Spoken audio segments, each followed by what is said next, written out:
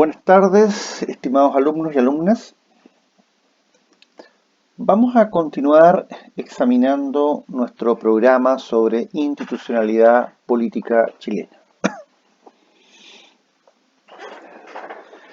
Cuando comenzamos a grabar estas cápsulas, recuerdo a ustedes haberles planteado que, en general, para poder entender la institucionalidad política chilena, es clave y es vital aterrizar en cada una de las funciones que cumple el Estado. Tenemos la función ejecutiva, la función gubernativa, función administrativa. Y ahí entonces está la figura del presidente de la República, los ministros de Estado, los intendentes regionales, los gobernadores provinciales. Haciendo la prevención que esto se va a modificar en el próximo proceso electoral, cuando tengamos la figura del gobernador regional, el delegado presidencial y la figura del gestor a nivel, digamos, de la provincia. También examinamos la función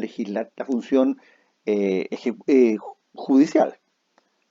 Nosotros hablamos de la Corte Suprema, hablamos de las Cortes de Apelaciones, hablamos de los tribunales de justicia, hablamos de los principios que inspiran el trabajo de este poder del Estado. Dicho lo anterior, nos corresponde hoy día hacer un examen quizás más exhaustivo sobre la llamada función legislativa. Y esto es muy interesante porque el Congreso Nacional es el llamado, entre otras cosas, a la formación del proceso de las leyes. Pero no se agota solo en ello. Y esto es un poco lo que vamos a ir examinando porque es bastante interesante comprender de qué forma se desarrolla la actividad en este poder. Lo primero que tenemos que tener muy claro es que el poder legislativo en Chile tiene una estructura bicameral. Es decir, lo componen por un lado el Senado y por el otro la Cámara de Diputados. A diferencia de otros países donde existen congresos unicamerales, Chile tiene una estructura, como dije, bicameral. Yo les diría como la gran mayoría de los países, de alguna manera, principalmente de Latinoamérica, Centroamérica, Norteamérica y Europa. Los principales objetivos del poder legislativo es ser representantes de la ciudadanía. Los representantes por antonomasia de la ciudadanía son los parlamentarios. Acuérdese que los ministros de Estado los designa el presidente de la República, los jueces hacen una carrera judicial, pero no están sujetos a votación o elección popular. Por lo tanto, los representantes de la ciudadanía son, ya lo sabemos, los concejales, los alcaldes, los consejeros regionales, en el futuro el gobernador regional, los diputados y los senadores. Además, los parlamentarios tienen la función de concurrir a la formación de las leyes en forma conjunta con el presidente de la República. Y en el caso de la Cámara de Diputados, tiene otra función, cuál es la fiscalización de los actos del gobierno. Ahora, en el proyecto de Constitución aprobada el año 1980, se decía que la Cámara de Diputados estaría integrada por 120 personas y el Senado por 38 senadores. Más, en aquella época, los llamados senadores vitalicios y los llamados senadores designados, a los cuales haré algún comentario más adelante. Producto de una reforma constitucional contenida en la Ley 20.840, la conformación de ambas corporaciones cambió a partir del año 2018. A partir de la última elección, el número de diputados aumentó de 120 a 155. Y en el caso del Senado, se va a ir produciendo en las futuras elecciones un aumento progresivo en el número de senadores hasta llegar a 50.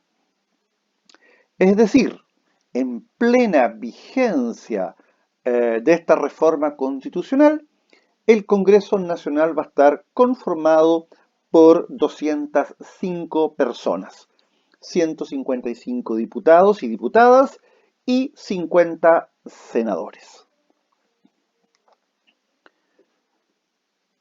Vamos viendo el Senado. En la actualidad y hasta 2018, el Senado estaba compuesto por 38 senadores elegidos por votación popular. 2 senadores por cada una de las 19 circunscripciones en que se dividió el país. Como dije, por la ley 20.840, habrán en el futuro 50 senadores, número que se comenzará a completar desde las elecciones que tuvieron lugar el año 2017. El Senado se va renovando alternativamente. En un momento se renuevan los senadores de las regiones pares y en otro proceso electoral se renuevan los senadores de las regiones impares. El año 2014 correspondía renovar las regiones impares y lo cual tendrá lugar un nuevo proceso el año 2022. Para ser electo senador se requiere ser ciudadano con derecho a sufragio, tener 35 años de edad o más y haber cursado la educación media o equivalente. Requisito este que, como ya vimos, no se exige al presidente de la República. Duran 8 años en el cargo y pueden ser reelectos hasta ahora en forma indefinida. Como ustedes saben, se encuentra en tramitación en el Congreso Nacional un proyecto que pondría fin a la reelección indefinida y esto tendría lugar a partir del próximo periodo, electoral y operaría respecto de algunos senadores que hoy día están en el cargo que no podrían reelegirse para un periodo posterior. ¿Cuáles son las funciones que cumple el Senado? Bueno, la primera gran función del Senado es el rol colegislador con la Cámara de Diputados y con él o la Presidente de la República de turno. Pero además, el Senado, tiene ciertas atribuciones que le son propias. Me voy a referir más adelante a la que me parece de la más interesante, que es el tema de las acusaciones constitucionales, o el llamado juicio político. Voy a dejar esa en suspenso. A ver, el Senado tiene como atribución también exclusiva conocer de las contiendas de competencia que se susciten entre las autoridades políticas y administrativas. También el Senado tiene la facultad de prestar o negar su consentimiento a los actos del presidente de la República en aquellos casos en que por la Constitución así se requiera. Aquí me quiero detener un segundo porque, por ejemplo, el fiscal nacional es designado por el presidente de la República con acuerdo del Senado. Los ministros de la Corte Suprema, designados por el presidente de la República, con acuerdo del Senado. El Contralor General de la República, designado por el presidente de la República, con acuerdo del Senado. Es el Senado entonces el llamado a prestar su consentimiento o negarlo para los actos principalmente de nombramiento de las principales autoridades del país.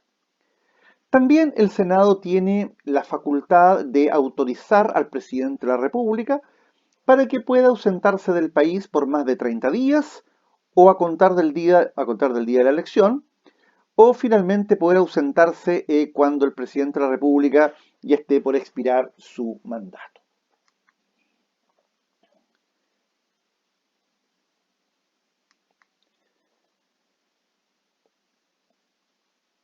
En los apuntes que yo le entregué está bastante detallado las diferentes atribuciones del Senado.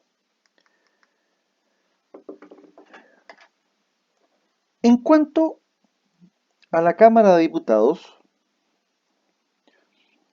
como les decía, originalmente la Cámara de Diputados estaba conformada por 120 personas, todos elegidos en votación directa, con renovación cada 4 años. Sin embargo, a partir de la reforma de la Ley 20.840, existen hoy día 155 diputados elegidos a partir de los 28 distritos electorales definidos por la ley, ninguno de los cuales elegirá menos de 3 ni más de 8 diputados.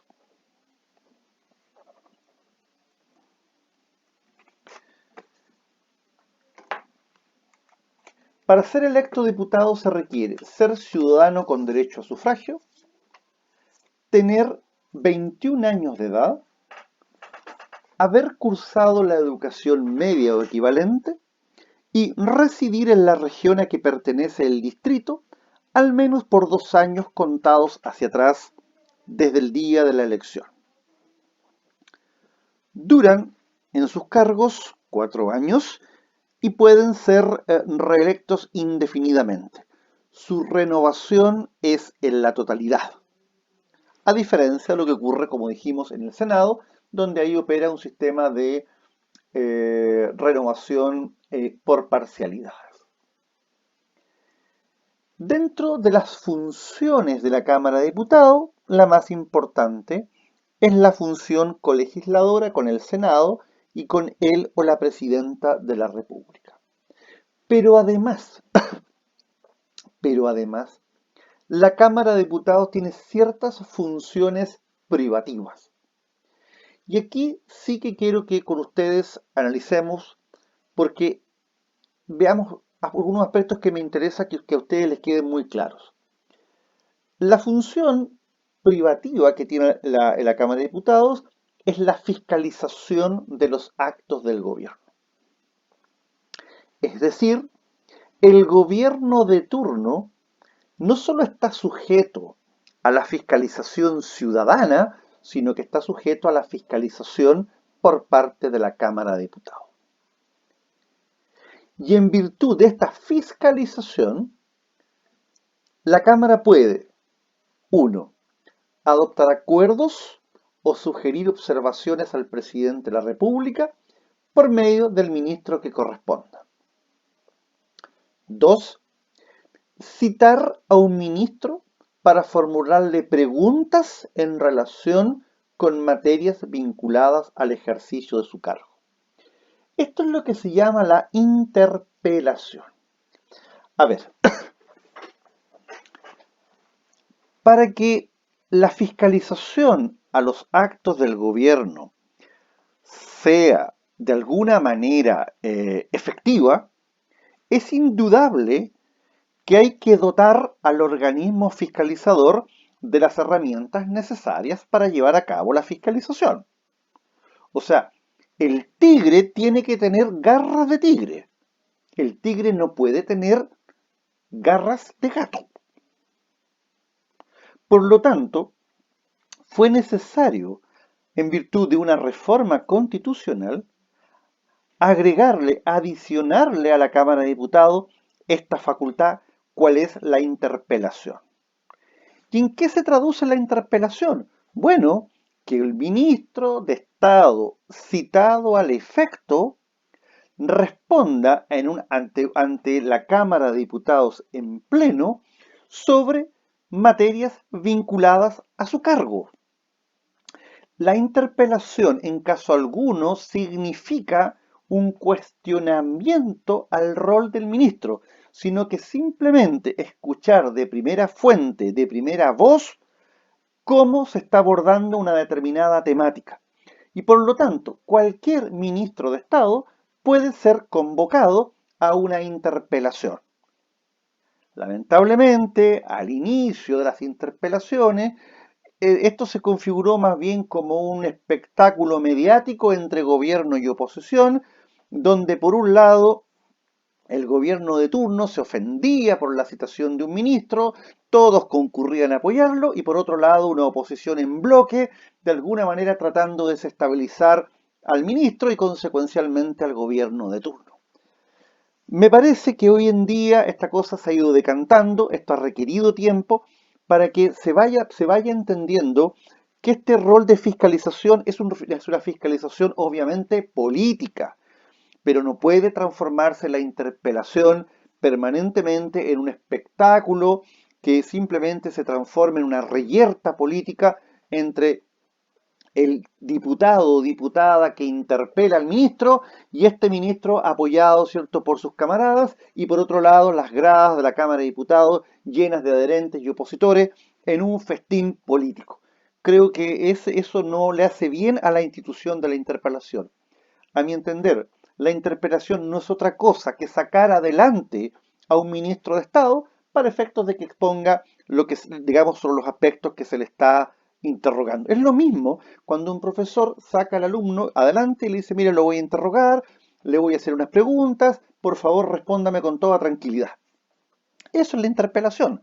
Lo que ocurre es que aquí se piensa que la interpelación es una especie ya de cuestionamiento al sistema de gobierno de turno. No es así, porque si mañana tenemos una situación puntual en transporte, en energía, en salud, en educación, en obras públicas, en relaciones exteriores, no hay ningún problema que el ministro vaya y entregue su punto de vista al órgano fiscalizador de manera directa. Y la interpelación me parece que es un extraordinario instrumento de fiscalización, en la medida que dejamos el show político en la casa. También, también la Cámara de Diputados puede crear comisiones especiales, comisiones investigadoras, con el fin de reunir información relativa a determinados actos del gobierno. En ningún caso estas acciones afectan la responsabilidad política de los ministros de Estado. A ver, se han formado muchísimas comisiones para los distintos temas que han ocurrido en el país. Y me parece que es razonable que se forme una comisión, pero lo importante es entender que esta comisión está llamada a cumplir un rol de fiscalización política, jurídica del gobierno. Pero en ningún caso las comisiones pueden prestarse, aun cuando se han prestado en el pasado, para significar ataques o defensas a ultranza. Vamos a dejar para la próxima clase, la voy a dedicar en su inicio a tratar lo relativo al juicio político o la acusación constitucional. Muchas gracias.